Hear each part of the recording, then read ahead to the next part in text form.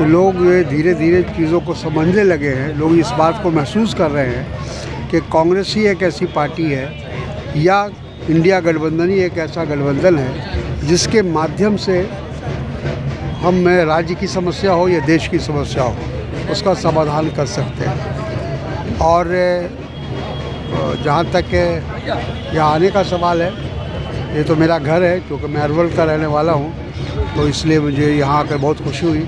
बहुत सारे पुराने और नए लोगों से मुलाकात हुई, भेंट हुई, और हम उम्मीद करते हैं कि संगठन को मजबूत करने में आज का जो ये कार्यक्रम है उसमें एक अच्छा उसका योगदान रहेगा। सर, लोकसभा चुनाव 2-3 महीने बाद होने वाले हैं, इसमें भाजपा भी वादा कर रही है कि 370 अकेला और 400। ये उनकी घबराहट है।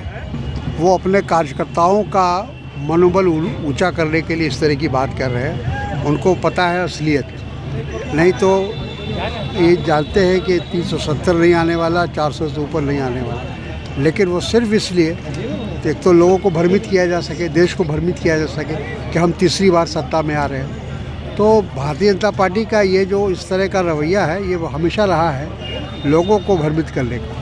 लेकिन हकीकत क्या है कि आज लोग महंगाई को लेकर, भ्रष्टाचार को लेकर, गरीबी को लेकर, किसानों की समस्या को लेकर लोग भारतीय जनता पार्टी से ऊब चुके हैं।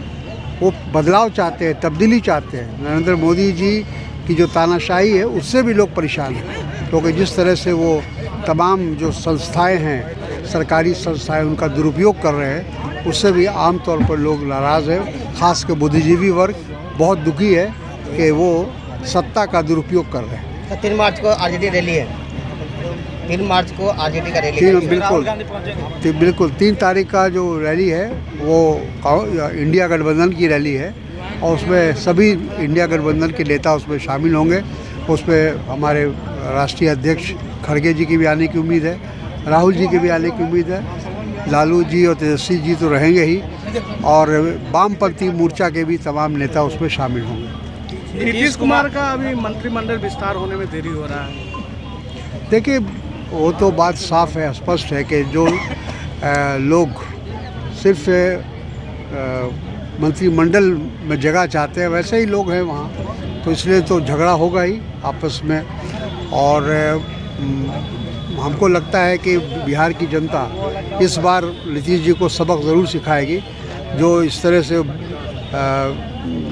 लगातार जो दल बदल रहे हैं या गठबंधन बदल रहे हैं, तो लोगों को बहुत लग रहा है कि बिहार की बहुत बदनामी हो रही है इससे।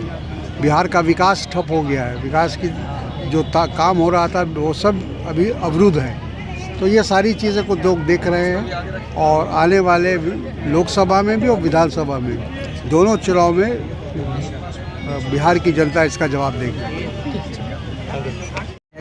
अब चुनाव करीब है, लोकसभा और विधानसभा भी, तो हम लोग चुनाव के मद्देनज़र हम लोग ये ताकत दिखाना चाह रहे हैं कि हम लोग पीछे नहीं हैं, हर हाल में हम लोग आगे हैं और आगे लड़ने के लिए हम लोग तैयार हैं। और हर हालात में हम लोग विधानसभा और लोकसभा जीतने के लिए हम लोग दावा कर रहे हैं, और ये दोनों सीट हम लोग जीत करके दिखाने का दावा है मेरा, और हम समझते हैं कि दोनों सीट इस पर निकलेंगे। कितने लोग पार्टी ज्वाइन किए? देखिए, ज्वाइन करने के लिए लगभग सैकड़ों लोग किए हैं, सबका नाम लिखना उचित नहीं है, लेकिन देर हो जाने से कुछ लोगों का जैसे भूख लग गया तो उसमें चले गए, लेकिन बहुत सारे लोगों ने ज्वाइन किया है, और संख्या ये लगातार बढ़ती रहेगी। कई जो है नवनिर्वाचित पार्षद भी हैं, उप प्रमुख है, मुखिया है, पंचायत समिति, सारे लोगों ने कई पार्टियाँ जैसे लोकता से लोग आकर के प्रदेश से संगठन उसमें भी लोग आकर के ज्वाइन किया है।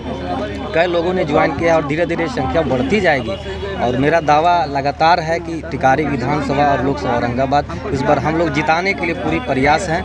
और कहते हैं ना कि जब तक तोड़ेंगे नहीं, जब तक छोड़ेंगे नहीं तब तक, जब तक तोड़ेंगे नहीं तब तक छोड़ेंगे नहीं। वो चीज़ है कि हम लोग किसी भी परिस्थिति में हम लोग छोड़ने वाले नहीं, हम लोग जीत दिला कर ही दम लेंगे। टिकारी से क्या चुनाव लड़ने वाला क्या विधानसभा? देखिए, ये तो पार्टी तय करेगी, लेकिन हम लोग प्रयास में है कि जो भी उम्मीदवार आएगी, चाहे लोकसभा हो चाहे विधानसभा हो, हम लोग जिताने का काम करेंगे। धन्यवाद। अजहर इमाम, नगर परिषद टिकारी के अध्यक्ष।